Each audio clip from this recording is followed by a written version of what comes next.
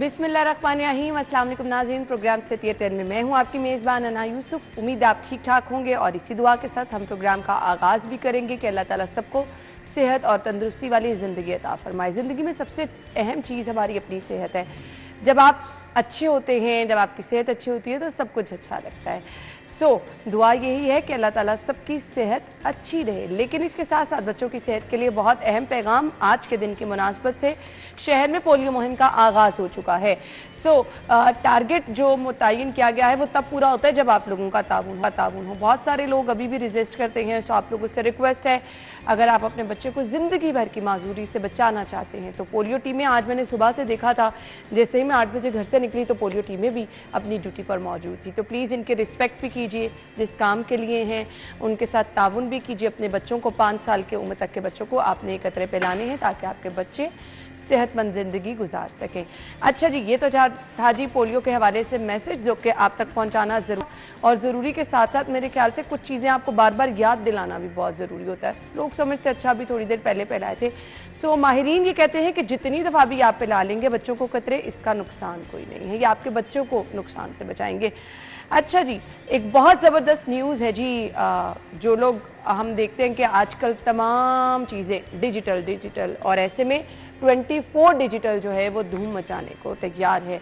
अगर आपको चाहिए खबरें, तज्जिए, तबसरे या फिर आप कुछ स्पोर्ट्स से रिलेटेड इंफॉर्मेशन चाहते हैं, अगर आप कोई नई चीज़ खरीदना चाह रहे हैं उससे मुतल्लिक, तो इस प्लेटफॉर्म पर आपको बहुत ही ज़बरदस्त, बहुत ही अमेजिंग, बहुत ही हैरान कर देने वाली और वो चीज़ें नज़र आएंगी जो शायद आप पहले ना जानते हो। यहाँ आपको इन्फॉर्मेशन मिलेगी, इंटरटेनमेंट मिलेगी, एजुकेशन मिलेगी और इसके साथ साथ ब्यूटी टिप्स भी मिल जाएंगी। अगर आप कुछ अपने ड्रेसेस के बारे में एक नया जानना चाह रहे हैं तो इंशाल्लाह ये सब चीज़ें आपको इस प्लेटफॉर्म पर मिलेंगी। फ़ायदा उठाएं और अपने मोबाइल फ़ोन से अभी आप जो है वो सब्सक्राइब भी कर सकते हैं। हमारे सीनियर रिपोर्टर्स मौजूद हैं, आमिर रज़ा खान साहब और वकास अहमद। अस्सलाम वालेकुम। वालेकुम अस्सलाम। एक्साइटेड हैं आप 24+ के लिए? जी एक्साइटेड क्यों नहीं होंगे, क्योंकि ज़माना ऐसा है कि अब लोग जो हैं वो मोबाइल पर बहुत ज़्यादा इन टच रहते हैं, इस टच मोबाइल से इन टच रहते हैं। तो उसमें अगर 24 की जो ख़बर हम टीवी पर नहीं देख पाते हैं या ऐसा तबसरा जो कि शायद हमें किसी जगह पे कुछ रुकावट महसूस होती है, क्योंकि हम इस मीडिया से तल्लक रखते हैं, किसी जगह पे कुछ हर्डल आती है हमें, बिल्कुल बहुत सारे मामला जो हैं उसमें हम चले जाते हैं। लेकिन जो हमारा डिजिटल वर्ल्ड है, जो हमारा कम्युनिकेशन का ये एक प्लेटफॉर्म है, इस पर आप खुलकर बात करें। आपने किसी मोबाइल पर बात करनी हो, आपने किसी गाड़ी पे बात करनी हो, आपने किसी के ड्रेस पे बात करनी हो, 800 रुपये वाला नहीं, अज़मा बुखारी वाला नहीं, 800 रुपये वाला नहीं, और भी किसी ड्रेस पे बात करनी हो, कुछ मेकअप पे बात करनी हो, फिल्म पे, शोबिज़ पे, आपने किसी सेलिब्रिटी से बात करनी हो, आपने किसी स्पोर्ट्स पे हवाले से खेला। देखिए, गुस्सा ही निकालने के लिए ही ये सारे प्लेटफॉर्म जितने भी हैं सोशल मीडिया के, ये गुस्सा निकालने के लिए, इसमें जो है वो ज़्यादातर लोग जो हैं वो अपने अंदर का धार से जो है वो निकालते हैं, वो आपको नज़र आता है। तो मेरा ख्याल है ये बेहतर है कि लोग एक दूसरे से झगड़ते फिरें मोबाइल पर घर बैठे या आराम से टीवी के ऊपर भी, अब तो डिजिटल टीवी हो गए हैं, उस पर जाकर देख लें। तो 24+ मेरा ख्याल है अगर जो लोग मुस्बत और ऑथेंटिक ख़बरों के साथ वाबस्ता रहना चाहते हैं, जो मुस्बत ऑथेंटिक तबसरों के साथ वाबस्ता रहना चाहते हैं, जो मुस्बत ऑथेंटिक इंटरव्यूज़ देखना चाहते हैं, जो अच्छी फिल्मी रिव्यूज़ देखना चाहते हैं, अच्छे स्पोर्ट्स पर तबसरे देखना चाहते हैं, या सेलिब्रिटीज़ से मिलना चाहते हैं, पॉडकास्ट सुनना चाहते हैं, उनके पास टाइम है, तो उनके लिए एक अच्छा इजाफा है। और इसकी जितनी भी तारीफ़ की जाए मेरा ख्याल है कम है। इस तरह के चैनल्स जो हैं, इस तरह के जो प्लेटफॉर्म्स हैं, वो लोगों में मुस्बत रवैयों को फ़रोग़ देते हैं। मुस्बत रवैयों को ही फ़रोग़ देना चाहिए, क्योंकि इसका मकसद भी होता है कि इन्फॉर्मेशन के साथ साथ आप अच्छी चीज़ें जो हैं वो अपने नाज़रीन तक पहुँचाएँ, जिससे उनका इंटरेस्ट भी डेवलप हो सके। वकास अहमद, बहुत अच्छी बात है, क्योंकि इस वक्त डिजिटल मीडिया में जो सबसे बड़ा उस पर क्वेश्चन था ना, वो था उसकी ऑथेंटिसिटी। जब बड़े मेन स्ट्रीम ग्रुप्स जो हैं वो आएंगे डिजिटल प्लेटफॉर्म पर विद फुल स्विंग और पावर के साथ, तो आपको डिजिटल मीडिया पे या सोशल मीडिया की जो इन्फॉर्मेशन पे आप क्वेश्चन करते हैं ना कि इसका ओरिजिन नहीं हमें पता, ठीक है, वो ऑथेंटिसिटी आपको मिलने जा रही है। वकास, आपकी तरफ जब मैंने देखा ना तो वो मेरे जहन में क्राइम बीट आ गई। तो यहाँ पर हम क्राइम से रिलेटेड बड़ी इन्फॉर्मेशन शेयर कर सकते हैं। बहुत सारी चीज़ें जो शायद हम टीवी पे नहीं भी देखते, टीवी पे नहीं भी पता चलती, कुछ ऐसे एक्सपीरियंस नहीं शेयर कर सकते। तो यहाँ पर तो बड़ी ज़बरदस्त आप दोनों लाहौर के रहने वाले हैं, आप तो बेहतर समझते हैं कि लाहौर का एक कल्चर था, अभी भी अंदरून में है, कि लोग जब ऑफिस से कामों से वापस आ जाते हैं तो गली मोहल्लों में ठेलों में बैठ के डिस्कशन करते हैं कि मुल्क में क्या हो रहा है, मोहल्ले में क्या हो रहा है।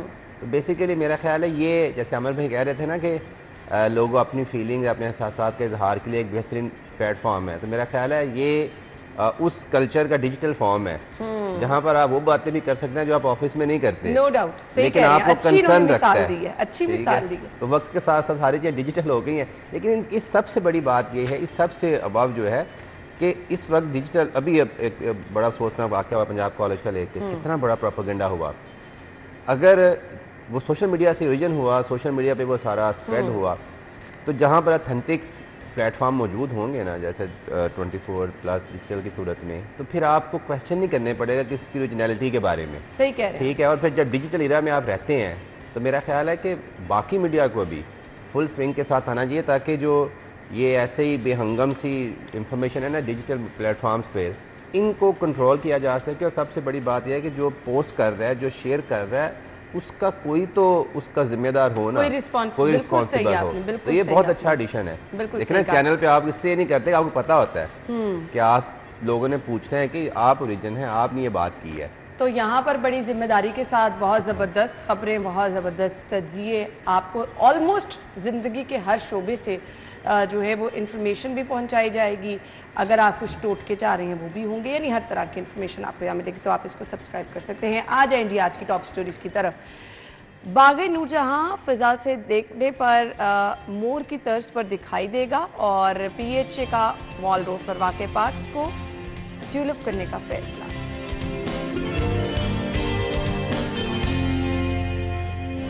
लागत 11 अरब से ज़ायद होने पर एकिंग को अरसाल, बंद रोड कॉरिडोर एक्सेस मंसूबे की भी सुनी गई। इब्तदाई तौर पर 150 बुनियादी मराकज़ सेहत ठेके पर दिए जाएंगे। हुकूमत का बुनियादी मराकज़ सेहत को ठेके पर देने का फैसला।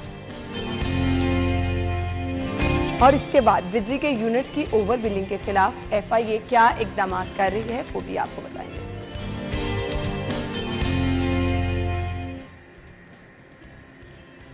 खबरों की डिटेल्स की तरफ आएंगे। बाग नूरजहां मंसूबा है, मॉल रोड पर 3 पार्क्स को सजाया जाएगा। एक तो मुझे एतराज़ होता है कि सिर्फ मॉल रोड ही क्यों, चलें बाकी इस पर पहले जान लेते हैं मंसूबा क्या है, फिर इस पर बात करेंगे। आमिर भाई। बिल्कुल, मुझे खुद भी समझ नहीं आई है कि सिर्फ मॉल रोड ही क्यों, लेकिन दूसरी बात यह है कि इस खबर में कहीं मॉल रोड नहीं लिखा हुआ, हेडिंग में है, लेकिन ये तो मॉल रोड नहीं है, ये तो अनारकली और नीला गुंबद के दरमियान आपको याद है कि ये किसी दौर में फवारे लगे थे। अच्छा, शायद वो पार्क्स हैं जो फोमन क्रिश्चियन कॉलेज का जो पुराना ओल्ड कैंपस है, जो अब हॉस्टल की शक्ल में है, उसके सामने, और जो आपका इस वक्त किंग एडवर्ड मेडिकल कॉलेज है उसके सामने है, ये उसका जिक्र हो रहा है। वो 3 पोर्शन में 3 फुहारे लगे हुए हैं, ये उसका जिक्र है। हाँ जी। जब मुझे, क्योंकि मैं शालमी का रहने वाला हूँ, तो अनारकली रोज़ाना आना जाना होता था, मेरा कॉलेज भी गवर्नमेंट कॉलेज था, तो वहीं से गुजर के जाते, मुझे 3 पार्क्स नज़र नहीं आए कभी भी। ये पता नहीं कौन से 3 पार्क्स हैं वहाँ पे, अच्छा, जो मुझे नज़र नहीं आया आज तक, इनको कैसे नज़र आ गए।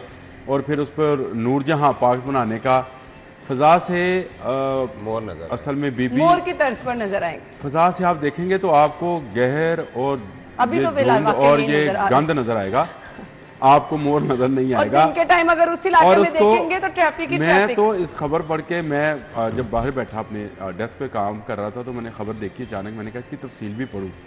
तो एक मुहक्कक भी रखा हुआ है और एक डिज़ाइनर भी रखा हुआ है। यानी ठीक है, मुल्क में मुआशी हालात ऐसे नहीं है कि कारोबार लोगों के चले, तो कारोबार चलाने के लिए यह बात ठीक है कि इस तरह से उस बंदे का भी, चलो वो दादा जिसका नाम अली रज़ा दादा नाम है, नहीं अली दादा नहीं, अली रज़ा दादा को कुछ पैसे मिलेंगे, वो मुहक्कक साहब क्या तहकीक करेंगे उसके ऊपर, ये मुझे समझ नहीं आई। ये पार्क्स कौन थे मुझे समझ नहीं आई। ऊपर जाके जिसको देखना होगा कि ये मोर की शक्ल के हैं या नहीं, उसको क्या हेलीकॉप्टर फराहम किया जाएगा कि ऊपर जाओ, ऊपर से जाकर देख कर आओ, ये नजर आता है मोर। लेकिन आमिर भाई ऊपर और खल्ला के बंदो देखने जाएंगे ना, वहां से खुदा का वास्ता है, खुदा का वास्ता है, खुदा का वास्ता है, जहाँ काम करने की ज़रूरत है वहाँ काम करें, जहाँ दरख्त लगाने की ज़रूरत है वहाँ दरख्त लगाएं, इस शहर को आलूदगी से, 80 से इस ज्यादा स्मॉग किसान के पौधे लगा तो रहे हैं। और बड़े देसी गुलाब मैं ले देता हूँ आपको 5-5 रुपए का, PHA बेच रहा है, 5 रुपए का भी नहीं, मुफ्त बांटे हैं उन्होंने। देसी गुलाब और पता नहीं क्या गुले ची, आज मैं आपको 5-5, 10-10 रुपए के ले देता हूँ। और इस पर इसकी लागत जब सामने आएगी ना इस नूरजहां पाक की, तो शहनशाह जहांगीर का जो मकबरा लाहौर में है ना, उसकी लागत से कई गुना ज़्यादा होएगी। ये छोटा सा जो मोर बनाने जा रहे हैं, और उसमें देखें ड्रामा कैसा है कि बर्ड्स के लिए जो है, आपको याद है कभी इस्तांबुल चौक का पता है आप लोगों को? इस्तांबुल चौक जो है वो टाउन हॉल के सामने है। हाँ जी, टाउन हॉल। वहाँ कबूतर घर लगाए थे उन्होंने जी, वो छोटे छोटे बने। हाँ, आज तक उसके अंदर परिंदा नहीं गया। ऐसे ही। और उसके कितने पैसे लिए होंगे जिस डिज़ाइनर ने वो कबूतर घर डिज़ाइन किया था।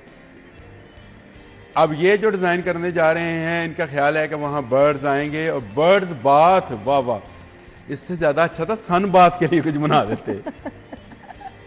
गोरे तो सन बाथ के लिए बनाते हैं, ये बर्ड बाथ क्या है भाई? मुझे तो बताएं, जिस आर्किटेक्ट ने ये सारा ड्रामा रचा होएगा, जिस ब्यूरोक्रेट ने ये सारा फ्रॉड और ये सारा खेल रचाया होएगा, किकबैक्स की शक्ल में जो पैसे लेगा, मुझे कुछ तो समझा के जाएं। आमिर भाई, क्या लाहौर मैं में तमाम गंदे नालों के इर्द गिर्द दरख्त लग गए? क्या तमाम तजावजात ख़त्म हो गई? क्या तमाम ट्रैफिक जो है वो मुकर्रर रास्तों पर मुकर्रर रफ्तार के साथ चल रही है, जो आपको ये फ़ज़ा से जाकर मोड़ नज़र आएगा? खबर नहीं समझ और उससे ऊपर मुझे नहीं जाती समझ। एक मिनट समझा लेते हैं। दुर्रे नायाब ने ज्वाइन किया। अस्सलाम वालेकुम दुर्रे नायाब। खबर है समझ से बाहर। आमिर भाई खासा गुस्सा भी कर रहे हैं कि पता नहीं क्या करने जा रहे हैं, इतने पैसे लगा रहे हैं, करना क्या चाह रहे हैं? ये 3 पार्क्स कौन सा जिक्र किया गया है? कौन सा ये, अगर हम फिजा से देखेंगे तो मोर का नज़ारा नजर आएगा?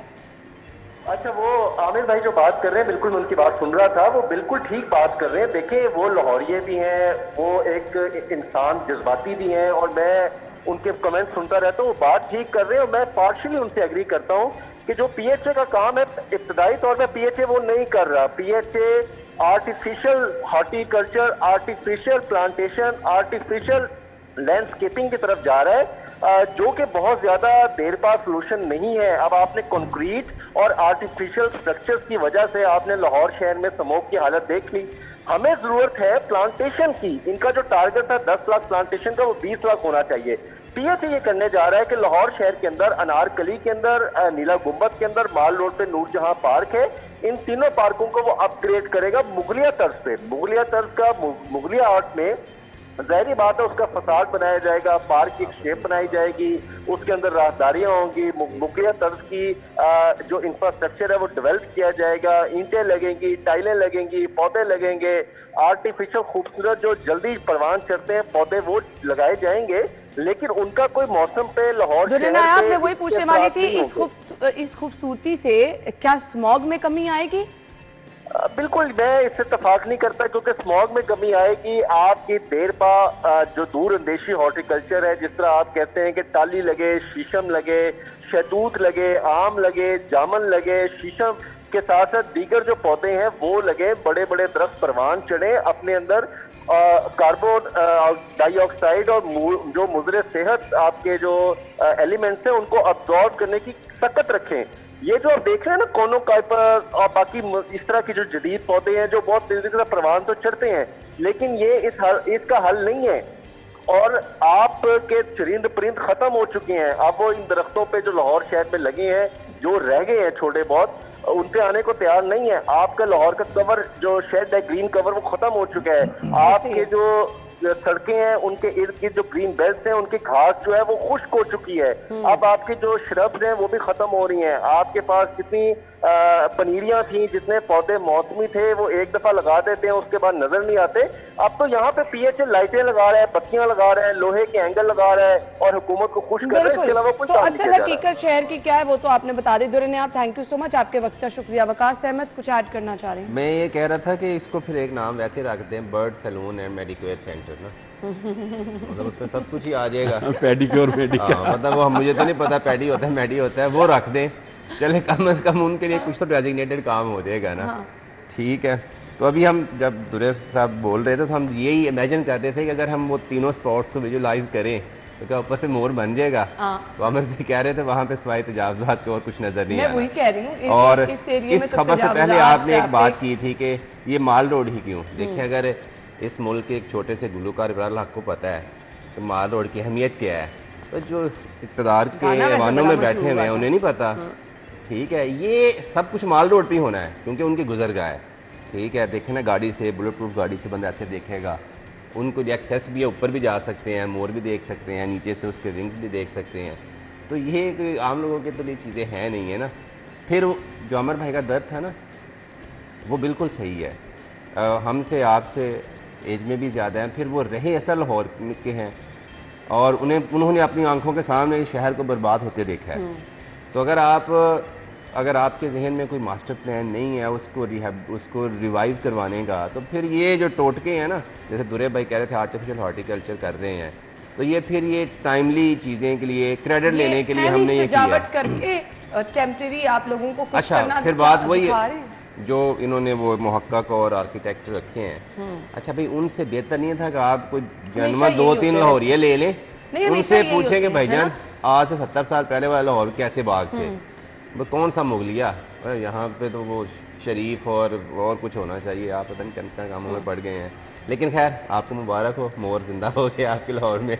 ये पैसे जाया किए जा रहे हैं, जाया किए जा रहे हैं। हाँ, हम एंड पे इसी नतीजे पर पहुंचे। आप असल में ना आप चाहते नहीं है कि जानवरों के लिए कुछ हो यहाँ पे, परिंदों के लिए, उनके लिए दरख्त जरूरी हैं, उनके लिए बर्ड गार्डनिंग प्रॉपर हॉर्टिकल्चर होनी चाहिए। जो असल काम पीएचए का है वो छोड़ के बत्तियां शहर में लगाई जा रही हैं। सही आप देखें ना, एक पहले परिंदे रह रहे हैं दरख्तों के अंदर घोंसले बना के और दरख्तों के अंदर वो सुराख करके नहीं नजर आते आपको, बाहर जब जाएंगे आते हैं। चील गोश्त बेचने वाले बेचना छोड़ेंगे तो आपको नजर, अभी आप क्रीम ब्लॉक चले जाएं, इकबाल टाउन चले जाएं, गुलशन इकबाल पार्क के साथ साथ चले जाएं, वहाँ बेसियों लोग खड़े ये बेच रहे हैं। जो बात की थी ना यार, इससे बेहतर कोई प्रपोजल इस लाहौर के लिए नहीं हो सकता कि क्या जो गंदे नाले हैं शहर में इनके ऊपर आपने दरख्त लगा लिए हैं। यार ये सोचिए, एक जो उनकी स्मेल है वो ख़त्म, कवर्ड हो जाएंगे, खूबसूरत हो जाएंगे, फिर आपके मार्जिन है कि आप बड़े दरख्त लगा लें अगले 20-30 साल के लिए। बिल्कुल, ये ऐसे ही आवाम को पागल करने के लिए प्रोजेक्ट बताए जा रहे हैं कि हम कुछ कर रहे हैं। ब्रेक ले लेते हैं, ब्रेक के बाद आएंगे stay with us.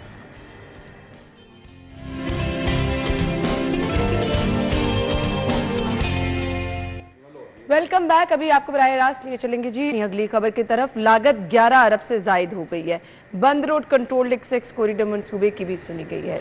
Waqas Ahmad, अब वो तो जब गवर्नमेंट ख़त्म होया था निगरान का सेटअप का, तभी हम कह रहे थे कि ये प्रोजेक्ट रवायती स्पीड पे चला जाएगा।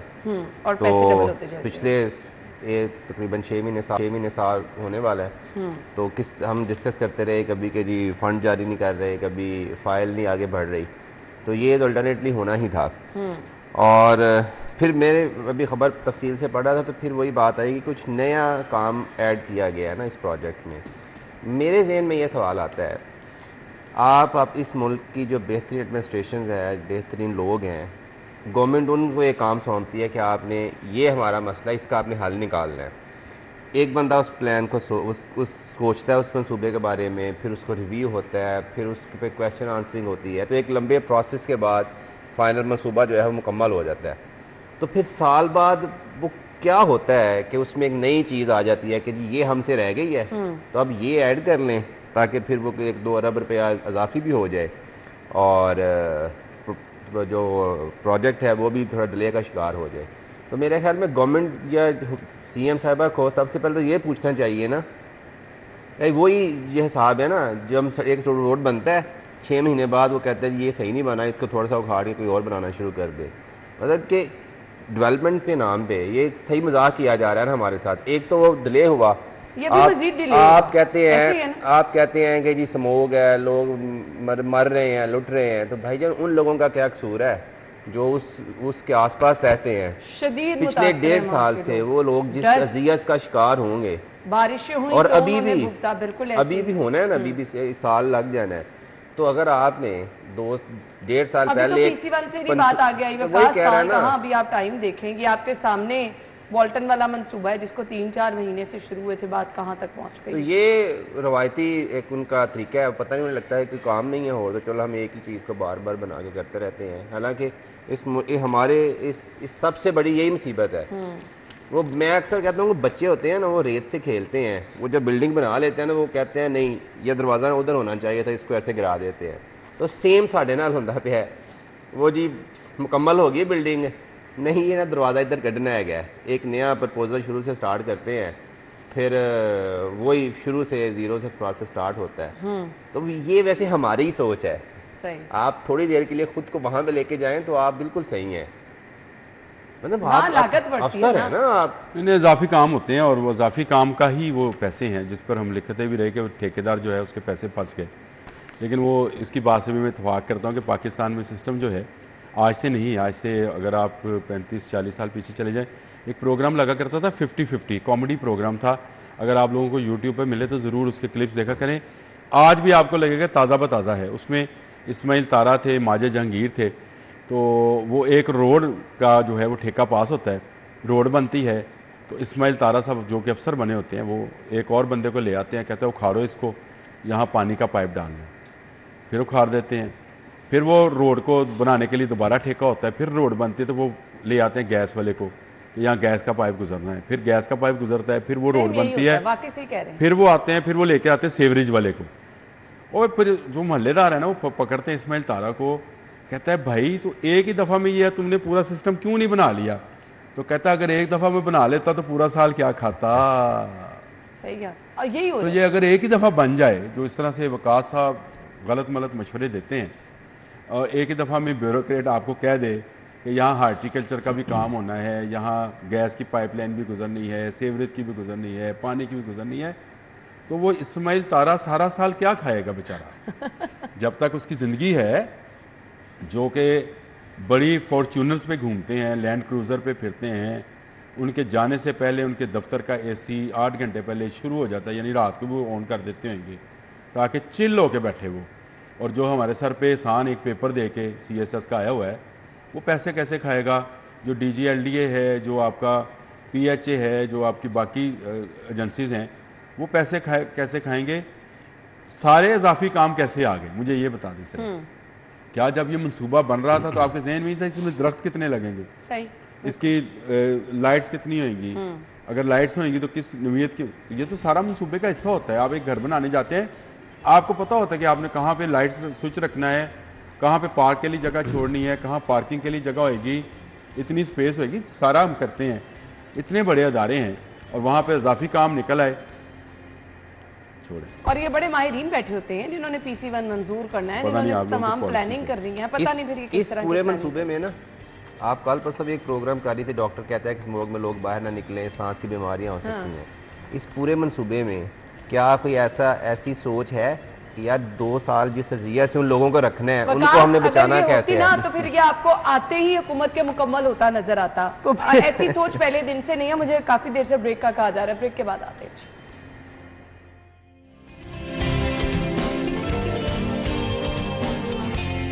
Welcome back once again. इब्तदाई तौर पर 150 बुनियादी सेहत मराकज़ जो है उनको ठेके पर दिया जाएगा।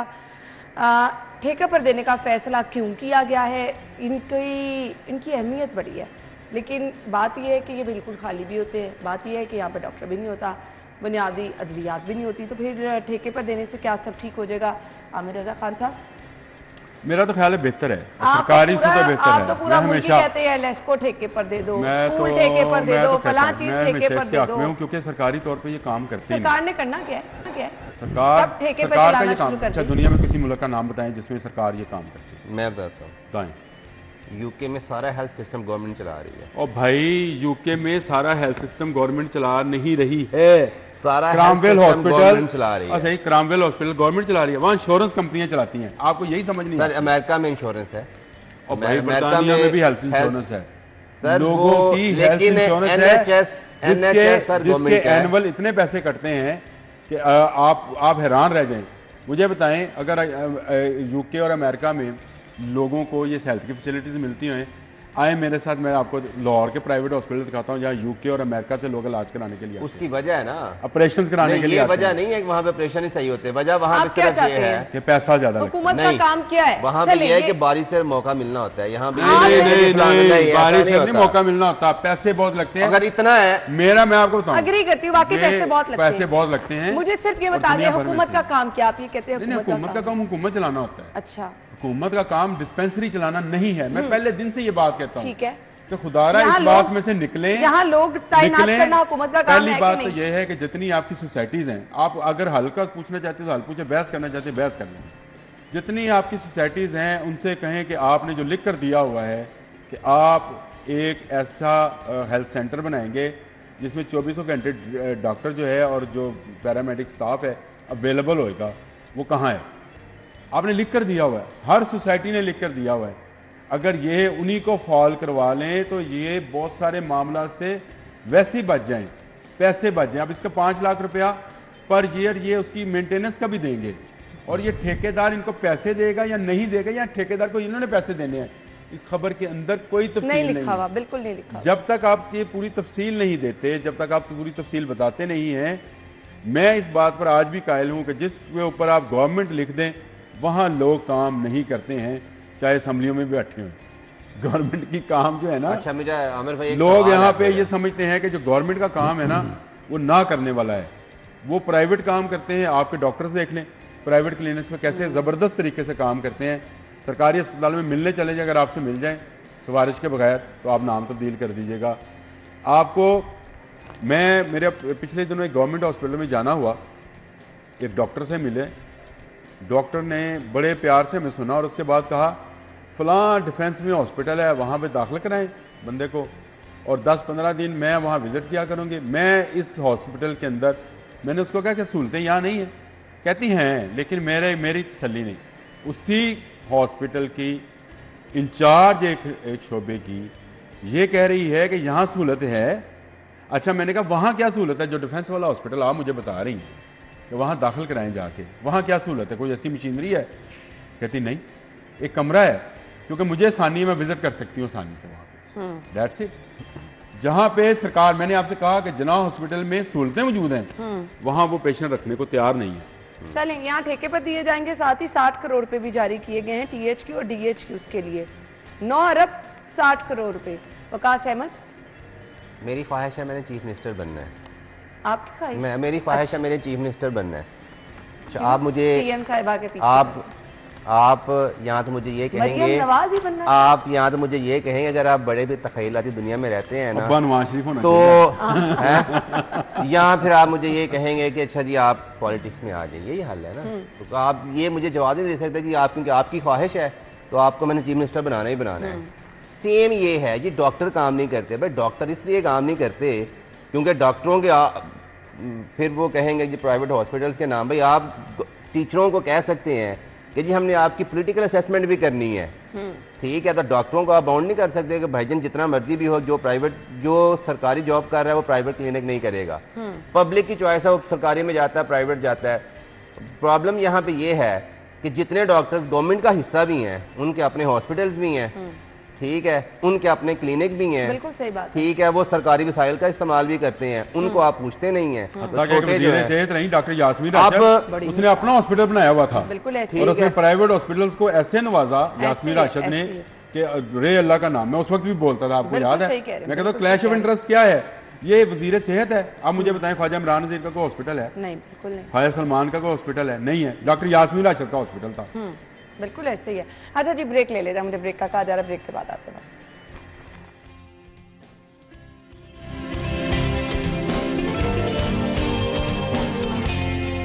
Welcome back once again. बिजली के यूनिट्स की ओवर बिलिंग के खिलाफ FIA के इकदामात, वजीर दाखिला की हिदायत पर FIA सर्विलेंस कमेटी तश्कील दी गई। वंस अगेन FIA एक्शन में FIA को मेरे ख्याल से थोड़ा सा जगाना पड़ता है।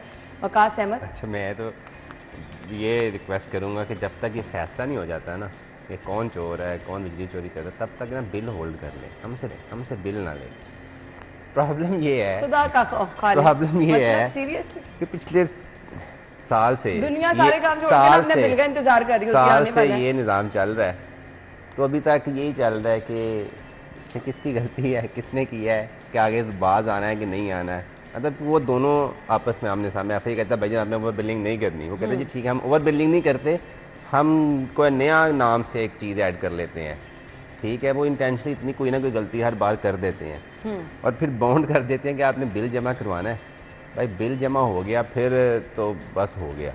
जितने पैसे उन्होंने वापस किए थे उतने पैसे उन्होंने, जो यूनिट्स उन्होंने वापस करवाए थे FIA ने, उतने यूनिट्स उन्होंने उसके बाद एक छक्का मारा कि हमने ऑटोमेटिक मीटर वो सिस्टम से रीडिंग की है, ठीक है। जो प्रोटेक्टेड थे वो नॉन प्रोटेक्टेड कैटेगरी में चले गए, उन्होंने वो यूनिट सारे वापस ले लिए, ठीक है। वो हमें शायद इसलिए फील नहीं हुआ था कि हम उसी खुमार में भी हमारे पहले वाले यूनिट वापस आ गए हैं।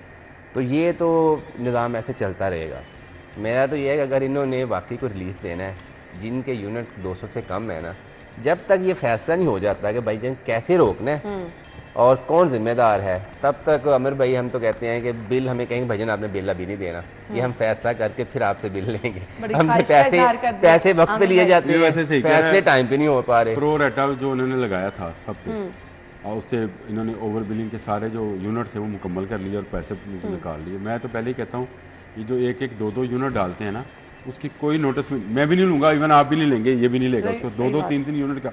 लेकिन आप उसको ओवरऑल 3 करोड़ कंज्यूमर्स पे देखेंगे जाके तो आपको समझ आएगी ये क्या है। दूसरा, पिछले दिनों एक खबर आई थी, आपने ही डिस्कस भी की होगी यहाँ पे, कि लेस्को के मीटर्स जलने की जो है वो तादाद ज़्यादा हो रही है। बिल्कुल। उसकी वजह क्या है?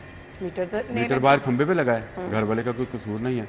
आपका बंदा जो मर्जी आके, बिजली वाले चीज़ों को कोई हाथ नहीं लगाता है, आपके मीटर को करे और कहे जी आपका मीटर तो जल गया है, अब आपको एवरेज बिल आएगा। अब वो क्या करते हैं, सारे साल का, अगर ये मौसम है ना अक्टूबर का, उसमें वो पिछला अप्रैल मई जून जुलाई, पिछले साल का नहीं, वो सारे साल का निकालेंगे और उसकी एवरेज डालकर आपको एक बिल बना कर दे देंगे।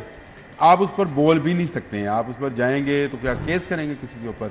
केस करेंगे तो मैं बहुत सारे केसेस को जानता हूँ जिन बेचारों की नाक की लकीरें निकलवा दी लेस्को ने। यहाँ तो चलान होए तो वो सिग्नल की बिजली काट जाते हैं। आप मुझे अंदाजा करें, इनकी बदमाशी चेक करें। जो मैं कहता हूँ ना कि इनको प्राइवेटाइज करें, ये इनको सरकार के वो क्या कहते हैं खुमार चढ़े हुए हैं, ये खुमार है उनकी, ये उनका गरूर है कि वो एक चलान होने पे, एक पहले वायलेशन की, उस पर चलान हुआ, चलान होने पर उसने वो लेस्को वाले ने, लड़के ने, ये सब्जादार के इलाके का वाकया है शायद, वहाँ पे उसने सिग्नल का, मुझे बताएं वो नौकरी से निकला, यूनियन इन्होंने बनाई हुई हैं, बदमाशियाँ ये करते हैं, लोगों को ओवर बिलिंग ये करते हैं। मुझे बताएं कोई इनका कोई हाल अगर किसी के पास है तो वो बताए। और FIA वकास भाई हर माह किया करेगी, क्योंकि ये हर माह का ही मामला है, कौन किस पे कुंडा डालता है, कौन किस वक्त नहीं डालता है, उस पर निकलता रहेगा। लेकिन ये इसको अगर जब तक प्राइवेटाइज नहीं करेंगे उस वक्त तक हल इसका सिर्फ यही एक बताया जा रहा है आमिर भाई की तरफ से। आप लोगों के वक्त का बहुत बहुत शुक्रिया। नाज़रीन, ब्रेक होगी, हेडलाइंस होंगी, फिर उसके बाद हम शो में आएंगे, आप हमारे साथ रहिए।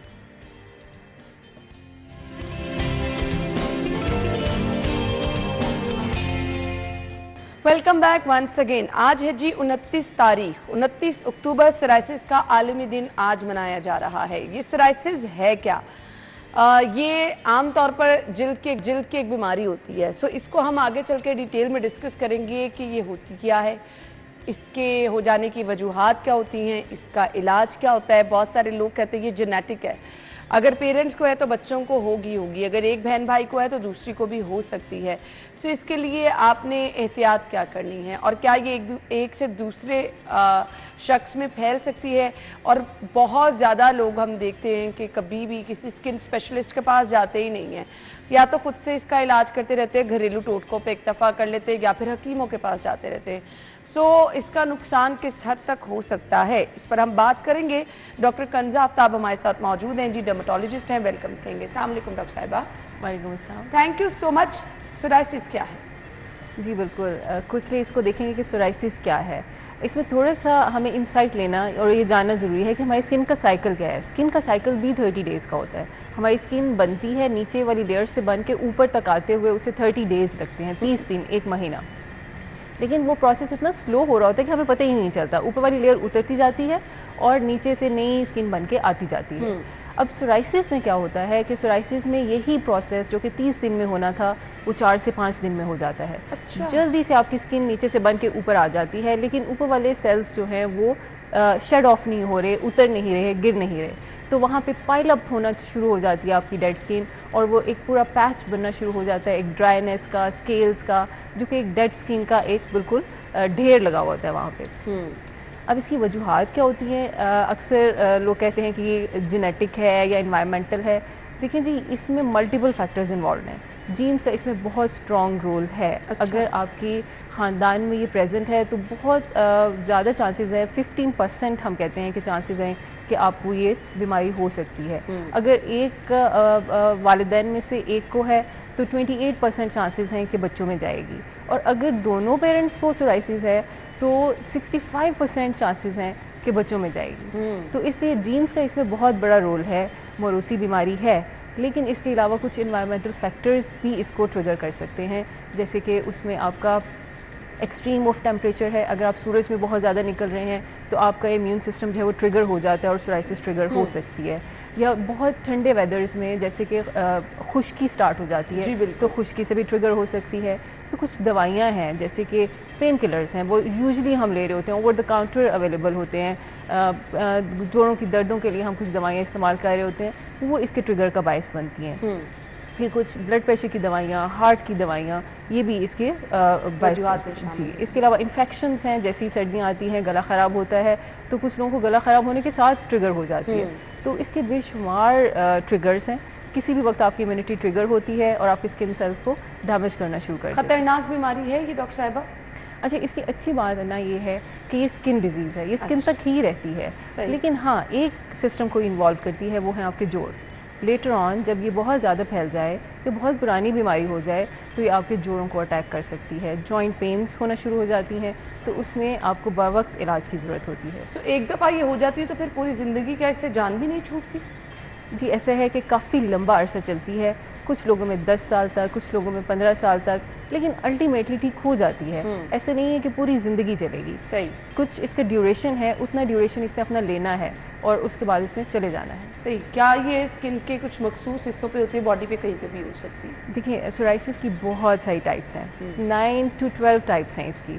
इसमें सर से लेकर पाँव तक इसके डिफरेंट एरियाज़ हैं। लाइक एक स्कैल्प सोराइसिस है जो सिर्फ सर के हिस्से में आती है, ठीक है। फिर आपकी कुछ ऐसी सोराइसिस जो कि इनर पोर्शंस में आती है, लाइक आपके जो छुपे हुए एरियाज़ हैं, बगलों में, इंटीमेट एरियाज़ में, उन एरियाज़ में आती है। कुछ सिर्फ नेल सोराइसिस होती है। अच्छा। लेकिन जो सबसे कॉमन टाइप है, जो सबसे आम पाई जाती है, वो ये कोहनियों के निचले हिस्से में और घुटनों के आगे, यहाँ से सोराइसिस शुरू होती है। और आपको एक ड्राई कलर, वाइट कलर के पैचेस बनते हैं, स्केली पैचेस बनते हैं, जिनकी बेस रेड होती है, और वो फैलते फैलते फैलते फिर आपके बाजुओं पे और टांगों पे आ जाते अच्छा। हैं और कमर के पिछले हिस्से को इन्वॉल्व करते हैं। सही सही। सो इसका अब इलाज वाले मरहले पे आ जाए, इलाज क्या है इसका?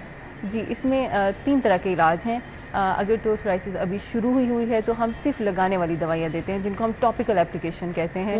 उसमें सबसे पहले जो बहुत इंपॉर्टेंट चीज़ है, अगर आप सोराइसिस के मरीज़ भी हैं तो आपने क्या करना है कि इमोलिएंट्स या मॉइस्चराइज़र्स ये यूज़ करने हैं। आप सिंपल पेट्रोलियम जेली भी घर में रख लें, तो अपने स्किन को नहाने के बाद सिंपल पेट्रोलियम ड्राई स्किन नहीं हमने ड्राई नहीं रखनी। अगर ड्राई रखेंगे तो बहुत ज़्यादा ट्रिगर होगा। होगा। मैं सॉरी, इलाज की तरफ आ गई। हमें पता कैसे चलेगा ये सोराइसिस ही है? जी, जैसे अभी मैंने बात की कि जो मोस्ट कॉमन टाइप है वो कोहनियों से और घुटनों के ऊपर वाले हिस्से से शुरू होती है। उसमें स्किन ड्राई होने एक पर्टिकुलर पैच बनता है, गोल, बिल्कुल गोल पैच होता है, जिसके ऊपर वाइट या सिल्वरी स्केल होता है और उसकी बेस रेड होती है। अगर आप स्केल को उतारते हैं तो ब्लीडिंग पॉइंट्स भी आपको नजर आते हैं। अच्छा। हल्का हल्का ब्लड भी निकलता है। तो ये बड़ी टिपिकल फाइंडिंग है कि सोराइसिस ही है। और सोराइसिस ऐसे ही पैचेस वो फिर बढ़ना शुरू हो जाते हैं, लेकिन वो बड़े वेल डिफाइंड पैचेस होते हैं, गोल, और वो ऐसे ही गोलाई में बढ़ना शुरू हो जाते हैं। फिर ये फैलती जाती है। और जैसे कि मैंने आपको बताया है कि एरियाज़, हम एरियाज़ को देखते हैं कि टांगों के आगे वाले हिस्से में, बाजुओं के पिछले हिस्से में, कोहनियों से शुरू होकर और कमर के एरिया को इन्वॉल्व करती है। सही। सो अब इलाज की तरफ आप बता रही थी कि हमने मॉइस्चराइज रखना है अपनी स्किन को। जी, सबसे पहले जो घर में आप कर सकते हैं, अगर आप डॉक्टर के पास अभी नहीं भी गए तो मॉइस्चराइज रखें। कोई भी ऐसे सोप्स या बॉडी वॉश यूज़ ना करें जो ड्राई कर रहे हो आपकी स्किन को। या बहुत सारे लोग समझते हैं कि शायद ये हमारी स्किन इन्फेक्शन की वजह से हो रही है, तो वो एंटीबैक्टीरियल चीज़ों की तरफ चले जाते हैं। तो सोराइसिस के पेशेंट के लिए एंटीबैक्टीरियल चीज़ें नहीं हैं, ना सोप्स ना फेस वॉश। उनको मॉइस्चराइजिंग फेस वॉश और मॉइस्चराइजिंग सोप्स चाहिए, और उसके बाद भी उन्होंने नहाने के बाद भी गीले जिस्म के ऊपर मॉइस्चराइज़र्स अप्लाई करने होते हैं। सिंपल मॉइस्चराइज़र्स रखें, उसमें आप लिक्विड पैराफिन यूज़ कर सकते हैं, पेट्रोलियम जेली यूज़ कर सकते हैं। तो इससे बहुत हद तक ग्लिसरीन का इस्तेमाल भी किया जा सकता है। किस चीज़ के साथ? ग्लिसरीन का इस्तेमाल। ग्लिसरीन का इस्तेमाल भी किया जा सकता है, बस ग्लिसरीन को आपने डाइल्यूटेड फॉर्म में यूज़ करना है। 100% जब भी यूज़ करेंगे वो भी आपकी स्किन को इरिटेट कर सकता है। तो उसमें आप उसको सिंपल डिस्टिल वाटर में या सिंपल साफ़ पानी लेके, उबला हुआ पानी लेके, तो आप 1 पार्ट ग्लिसरीन का लें और 3 पार्ट्स उसमें वाटर के ऐड करके उसको मिक्स करके रख लें, तो वो एक बहुत अच्छा हाइड्रेटिंग एजेंट है। ठीक है डॉक्टर साहब, अगर बालों में हो जाती है, आपके सर वाले हिस्से में हो जाती है, तो क्या उससे आपके बाल भी गिरना शुरू हो जाते हैं? देखिए इनिशियली तो नहीं, क्योंकि ये हेयर फॉल का सबब नहीं बनती, लेकिन एक इतनी पुरानी डिजीज़ चल रही है तो वो डेफिनेटली हेयर फॉलिकल्स को डैमेज करेगी। अगर इसका बर वक्त इलाज कर लिया जाए तो बाल नहीं गिरते उस एरिया से। और इसमें हम एक पर्टिकुलर शैम्पूज़ देते हैं, उनका इस्तेमाल लाजमी करना होता है और मुसलसल करना होता है, और कुछ लोशंस दिए जाते हैं जो कि नाइट टाइम एप्लीकेशन पे होते हैं, तो बाल नहीं गिरते यूजली सोराइसिस से। डॉक्टर साहब, हमें क्या लाइफ लॉन्ग इस पे रहना पड़ता है? किसी स्पेसिफिक सीजन में जाके ये ज़्यादा पीक पकड़ती है फिर, यानी अगर आप शैम्पू का जिक्र कर रही हैं तो हमें परमानेंट ही वही शैम्पू यूज़ करना होता है? जी, जैसे अभी मैंने बात की है कि जैसे ही ड्राई सीज़न आएगा ना, जैसे सर्दियाँ आएंगी तो ये ट्रिगर हो जाती है, तो उस सीज़न में आपको मुसलसल यूज़ करना पड़ेगा। लेकिन जैसे ही गर्मी आएंगी तो आप देखेंगे कि बेहतर होगी है कंडीशन, तो शायद आपको किसी भी मेडिकेशन की ज़रूरत ना पड़े। सही। खाने पीने में भी क्या इसका कुछ आपको मोहतात रहना पड़ता है कि अगर आपको सोराइसिस है तो ये चीज़ तो आपने बिल्कुल नहीं खानी? जी बिल्कुल, खाने पीने की बहुत ज़्यादा एहतियात है। अब खाने पीने से पहले सबसे पहले जो मैं बताना चाहती हूँ, स्मोकिंग। स्मोकिंग से सोराइसिस बहुत ट्रिगर होती है, तो खाने पीने से पहले, क्योंकि हमारे यहाँ ये होता है खाने से पहले भी स्मोकिंग करनी है और खाने के बाद भी स्मोकिंग करनी है, जो स्मोकर्स होते हैं, तो स्मोकिंग अवॉइड करें। दूसरा, खाने में आपने रिफाइंड शुगर्स जो हैं वो बिल्कुल नहीं लेनी। उसका मतलब ये है कि जैसे स्वीट्स होती हैं, मिठाइयाँ हो गई, या बेकरी आइटम्स हो गए, या आलू हो गए, या राइस हो गए, ये फाइन कार्ब्स हैं, फाइन। ये आपकी सोराइसिस को बढ़ा देते हैं। सही। इसके अलावा आपने स्पाइसेस को अवॉइड करना है। रेड मीट, जो गोश्त है, बड़ा गोश्त जिसको हम कहते हैं, वो सोराइसिस का बहुत बड़ा ट्रिगर है। उसकी बजाय अगर आप फ़िश पे शिफ्ट हो जाएं या चिकन खाना शुरू कर दें तो वो बेटर है रेड मीट से या बड़े गोश्त से।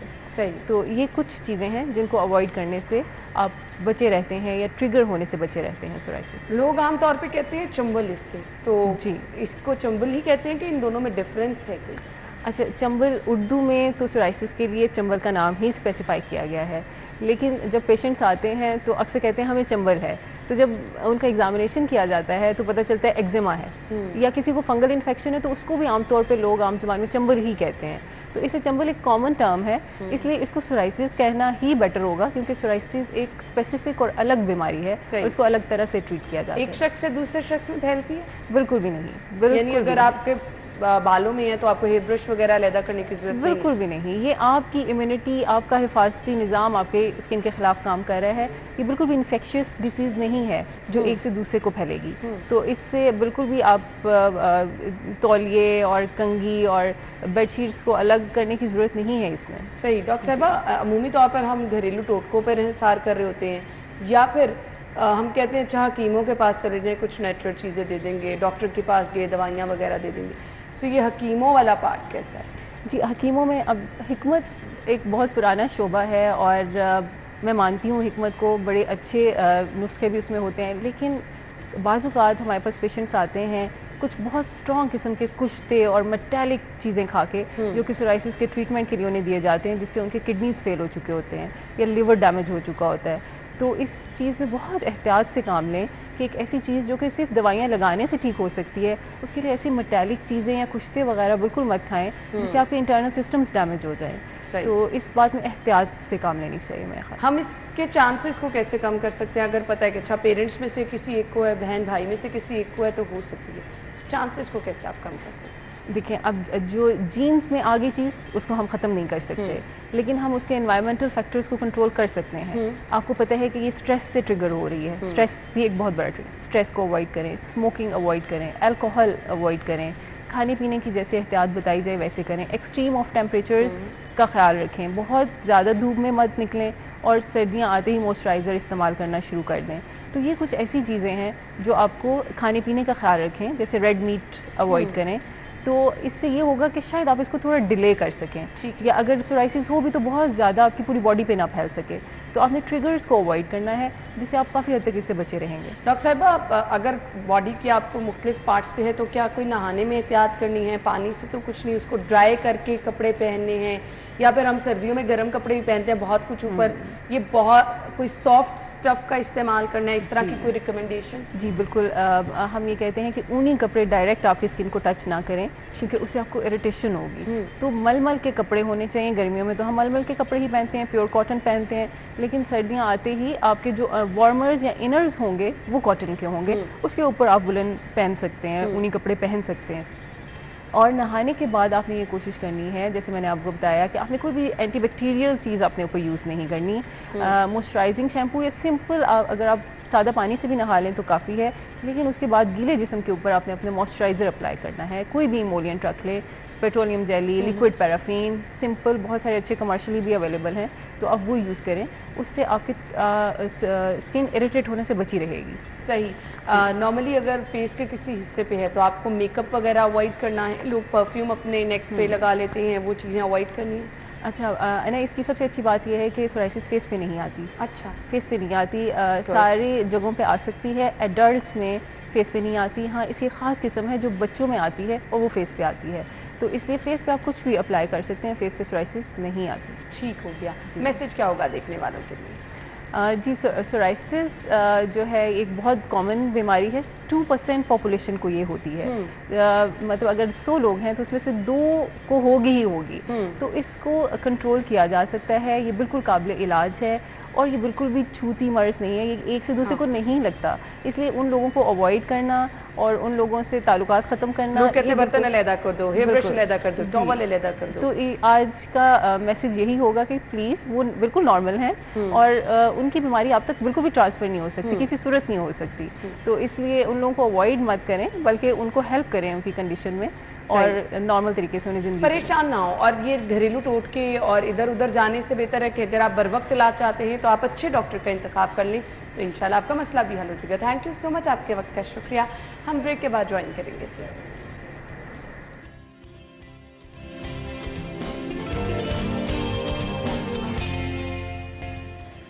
Welcome back once again. So हमसे बहुत सारे लोग पूछते हैं कि कौन सा ऐसा खाना खाएं जिससे हमारी स्किन अच्छी रहे। मर्द, ख़वातीन, बच्चे, बच्चियां सभी चाहते हैं कि स्किन बहुत अच्छी हमारी रहे। अब हमारे आजकल के खाने और उस पर एक और कॉन्सेप्ट है लोगों का कि बहुत ज़्यादा खाएंगे तो आप अच्छे दिखेंगे, आप कम उम्र दिखेंगे। सो खुराक की अहमियत क्या है हमारी स्किन फ्रेश नज़र आने में, स्किन अच्छी लगने में? कौन सी ऐसी खुराक है जिससे एक्चुअली आपकी स्किन बहुत खूबसूरत लग सकती है? आयशा नासिर माहिर ग़िज़ायात है जिन्होंने हमें ज्वाइन किया। अस्सलाम वालेकुम आयशा। वालेकुम अस्सलाम। Thank you so much. लोग कहते हैं कि ग़िज़ा के ज़रिए आप खूबसूरत लग सकते हैं, वाकई? बिल्कुल ऐसा ही है। वही बात कि जो आप खाते हैं कहीं ना कहीं वो आपकी स्किन के ऊपर, आपके फेस पे कहीं ना कहीं तो वो रिफ्लेक्ट करता है। अगर आप साफ़ सुथरा खाएंगे तो स्किन भी साफ़ सुथरी रहेगी, अगर आप गंदा मंदा खाएंगे तो स्किन पे कहीं ना कहीं डलनेस आना शुरू हो जाती है, एक्नी ब्रेकआउट होना शुरू हो जाता है। अगर आप बहुत ज़्यादा माइंडफुल होकर नहीं खाते, कहीं ना कहीं वो आपके फेस पे नज़र आता है। ठीक है, तो ये क्रीमें, ये स्किन केयर, इससे दूर रह के हम अच्छा खाना खा के भी अच्छे दिख सकते हैं? बिल्कुल ऐसे ही। अगर कोई डर्मेटोलॉजिकल रीज़न नहीं है क्रीम्स अप्लाई करने की, अगर आप बिल्कुल हेल्दी हैं और आपको स्किन का कोई इशू नहीं है, तो आप डेफिनेटली अच्छा खा के अपनी स्किन को तरोताज़ा रख सकते हैं। बल्कि आजकल तो शादियां आ रही हैं, आजकल ये बहुत ज़्यादा फेवरेट टॉपिक है, और बहुत सारे क्लाइंट्स आके कहते भी हैं कि हमें कुछ ऐसा बताएं कि हमारी स्किन ख़राब ना हो। कज़न की शादी है, बहन की शादी है, तो वो उसको लेके बहुत ज़्यादा कॉन्शियस भी हैं लोग। ठीक हो गया। आप मुझे बता दें कि आपको स्किन अच्छी करने के लिए अपने तीनों पार्ट हम डिस्कस कर लेते हैं। नाश्ता क्या होना चाहिए, लंच क्या होना चाहिए, डिनर क्या होना चाहिए? अच्छा अना, सबसे पहले तो आपने ये चीज़ समझनी है कि प्रोटीन बहुत इंपॉर्टेंट है, बिकॉज आपकी स्किन को टाइट जो रखा हुआ है और सेगीनेस से जिसने रोका है वो है कोलेजन। अब कोलेजन बजाते खुद एक प्रोटीन है, तो अगर आपकी डाइट में एनफ प्रोटीन नहीं है तो आपकी स्किन जो है वो लटकना शुरू कर जाएगी, सैग करना शुरू हो जाएगी। नाश्ते में हम जानते हैं एग्स बहुत अच्छा सोर्स है प्रोटीन का, ओमेगा 3 का बहुत अच्छा सोर्स है जो कि स्किन को तरोताज़ा रखता है एंड ड्राइनेस से रोक के रखता है। सो एग्स का इस्तेमाल, एग्स नहीं तो आप घर के बने 2 से 3 चिकन के कबाब ले सकते हैं, वो नहीं तो आप मूंगी मसूर की दाल का चिल्ला बनाकर, पैनकेक बनाकर वो खा सकते हैं, ज़्यादा सारी वेजिटेबल्स डालकर। वो नहीं लेना तो आप ग्रीक योगर्ट के अंदर ज़्यादा सारा फ्रूट डाल के, ग्रीक योगर्ट प्रोटीन का बहुत अच्छा सोर्स है, आप उसका इस्तेमाल कर सकते हैं। अगर हम लंच की बात करें, आप रोटी ज़रूर खाएं, लेकिन उसके साथ हथेली पे जितना गोश्त आता है, चाहे वो चिकन है, मटन है, बीफ है, फ़िश है, कोई medical history specially uric acid cholesterol नहीं है, तो कोई भी गोश्त आपकी जितना हथेली पे आता है वो हो, और साथ में सब्जियां डली हो। सब्जियां एंटीऑक्सीडेंट्स का अच्छा सोर्स हैं, आपको फ्री रेडिकल से बचा के रखेंगी, आपकी स्किन फ्रेश रहेगी। विटामिन सी का, विटामिन ए का, विटामिन ई उससे आपको मिलेगा। तो सब्जियां प्लस पाम साइज चिकन या फिश या कोई भी गोश्त होना चाहिए।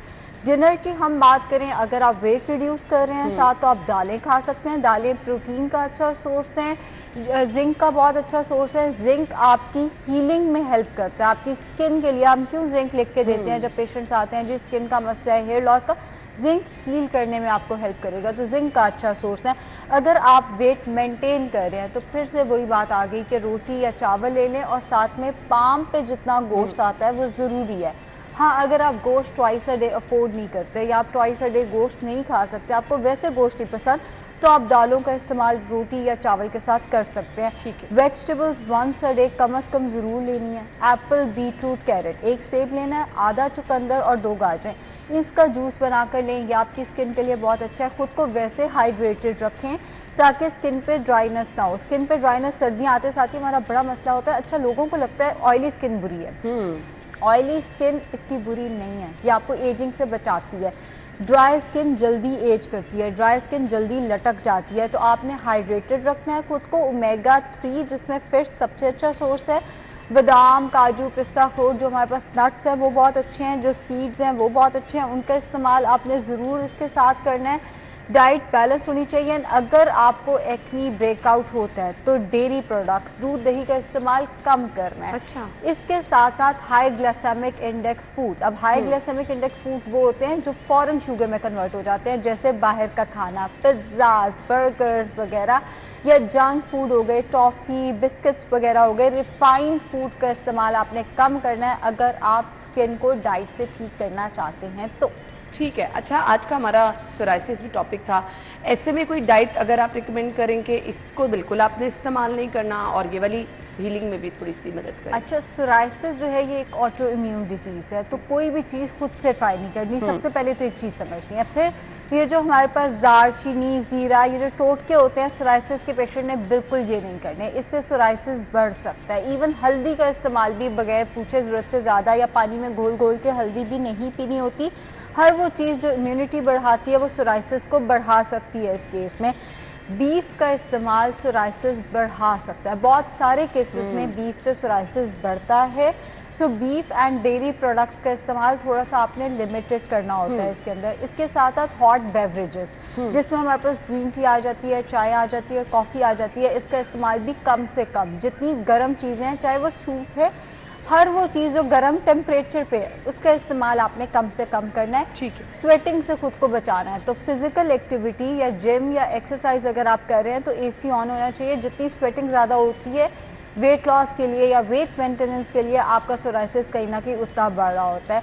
हर वो चीज़ जो हिकमत में जिसको कहते हैं ये खुश्की करती है, जैसे ग्रीन टी हिकमत में कहा जाता है जी ये खुश्की करती है, या कुछ केसेस में नट्स या ये दालचीनी वगैरह, हर वो चीज़ जो खुश्की करती है जिसको हिकमत में कहते हैं, वो आपने सोराइसिस में सख्ती से अवॉइड करनी होती है। ठीक हो गया, ये तो सोराइसिस के हवाले से हो गया। अब आ जाए जी, स्किन फ्रेश लगती है, लोग कहते हैं फ्रूट्स ज़्यादा खाएं, जूस का इस्तेमाल ज़्यादा करें। अगर आप अपनी स्किन अच्छी दिखाना चाहते हैं, नट्स का इस्तेमाल ज़्यादा करें, क्या नट्स तो मैं कहती हूँ स्किन की जहाँ बात आ गई ना, नट्स तो सुपर फूड हैं, वो तो ज़रूर इस्तेमाल करें। जिंक का भी अच्छा सोर्स है, विटामिन ई का अच्छा सोर्स है, इसके साथ साथ फैटी एसिड्स का अच्छा सोर्स है। मतलब वो चीज़ जो आपकी स्किन को अच्छा रखने के लिए ज़रूरी है, नट्स के अंदर वो मौजूद है। इवन प्रोटीन भी पीनट्स के अंदर बहुत अच्छी मिकदार में, तो नट्स तो ज़रूर इस्तेमाल करें। जहाँ फ्रूट्स एंड वेजिटेबल्स की बात आ गई, जूसेस नहीं पीने प्लीज़। ठीक है। वो जो एक मैंने एप्पल, बीटरूट, कैरेट बताया, उसमें मैंने एक एप्पल बोला है। अब जब आप फ्रूट का जूस बना के पीते हैं, आप 5 से 6 मौसमी का जूस निकाल के पीते हैं, फाइबर सारा ज़ाया कर दिया। भाई ये नहीं करना आपने। आप फ्रूट्स वैसे ज़रूर खाएं, as I said vitamin E, vitamin A, vitamin C के अच्छे सोर्सेज हैं, बट आपने इनके जूसेस का इस्तेमाल नहीं करना, स्नैक के तौर पे इनको लें। अगर वेजिटेबल्स की हम बात करें, सैलड की फॉर्म में या पकी हुई सब्जियों का इस्तेमाल करें।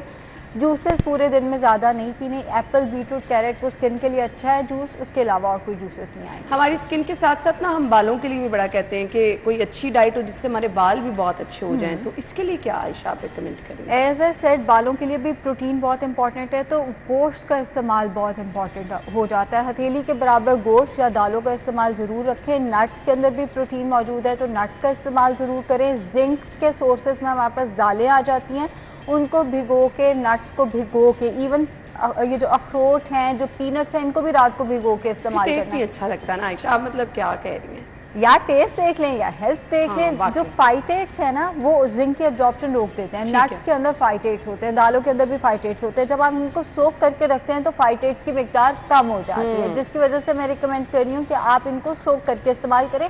चले 2 हैंडफुल कर लें, एक आपकी मर्जी से एक मेरी मर्जी से कर लें, तो कहीं ना कहीं उसमें मॉडरेशन निकाल लें। एंड अगर हम बालों की बात करें तो उसके लिए आपने ये जो ऑयलिंग होती है ये कम से कम करनी होती है। लोग क्या करते हैं, पूरी पूरी रात तेल लगा के बैठ जाते हैं, उससे काम खराब होता है। आपने डर्माटोलॉजिस्ट से मिलकर अगर कोई डर्माटोलॉजिकल रीजन है, कोई फंगस, डैंड्रफ है, उसको भी रूल आउट करना है एंड साथ में डाइट को भी बैलेंस रखना है। सही मैसेज क्या होगा देखने वाले? सब कुछ खाएं, मॉडरेशन के अंदर रह के खाएं एंड फजूल में खुद को किसी भी चीज़ से रिस्ट्रिक्ट नहीं करना कि ये खाएंगे तो एक्नी ब्रेकआउट हो जाएगा। ये एक दफ़ा किसी भी डाइटिशियन से मिल लें ताकि वो आपको बेहतर गाइड कर सके एंड आपकी स्किन भी बेहतर हो सके, ओवरऑल हेल्थ भी बेहतर। बिल्कुल, और आपके पास से बड़ा अच्छा सीज़न है कि आप अच्छी चीज़ें खाएंगे, वो एक्चुअली आपकी स्किन पर नज़र भी आएंगी। सो ये रिकमेंडेशन थी बच्चों बड़ों सभी के लिए। अच्छा खाएंगे तो आप अच्छा दिखेंगे भी। थैंक यू सो मच, बहुत बहुत शुक्रिया आयशा। इसके साथ ही नाज़रीन हमें इजाज़त दीजिए, कल मुलाकात होगी। अल्लाह हाफ़िज़।